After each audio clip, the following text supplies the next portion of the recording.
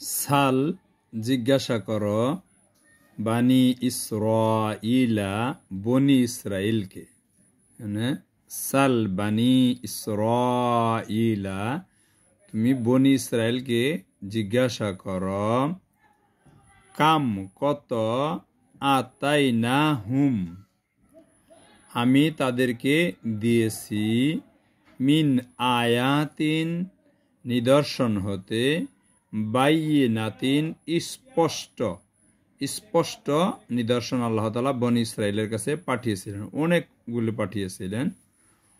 ওয়ামান আর যে ইউবাদ্দিল পরিবর্তন করে নি'মাতাল্লাহি আল্লাহর নিয়ামতকে মিম বাদি এরপরেও মা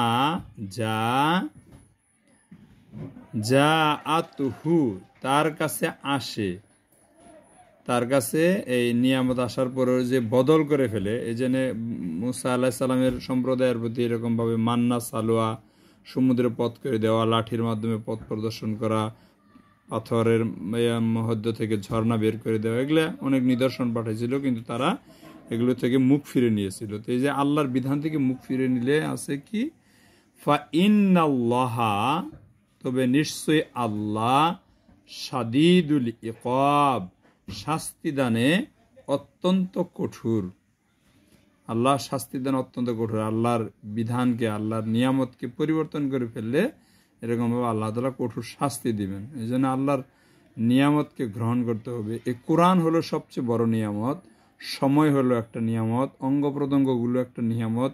এই নিয়ামতগুলোকে আল্লাহর বিধান জানা এবং মানার কাজে এরকমভাবে আমাদেরকে কাজে লাগাতে হবে।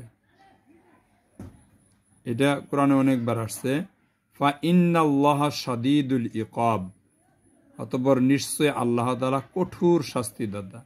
ফা ইন্নাল্লাহা শাদীদুল ইকাব।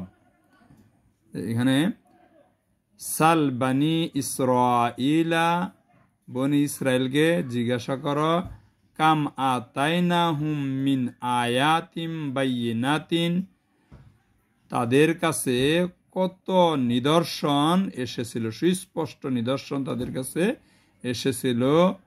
ওয়ামাইয়ু বাদ্দিল নি'মাতাল্লাহি মিন বাদি মা জাআতুহু তাদের কাছে এই আল্লাহর নিয়ামত আসার পরেও তারা এই নিয়ামতকে পরিবর্তন করে ফেলছে।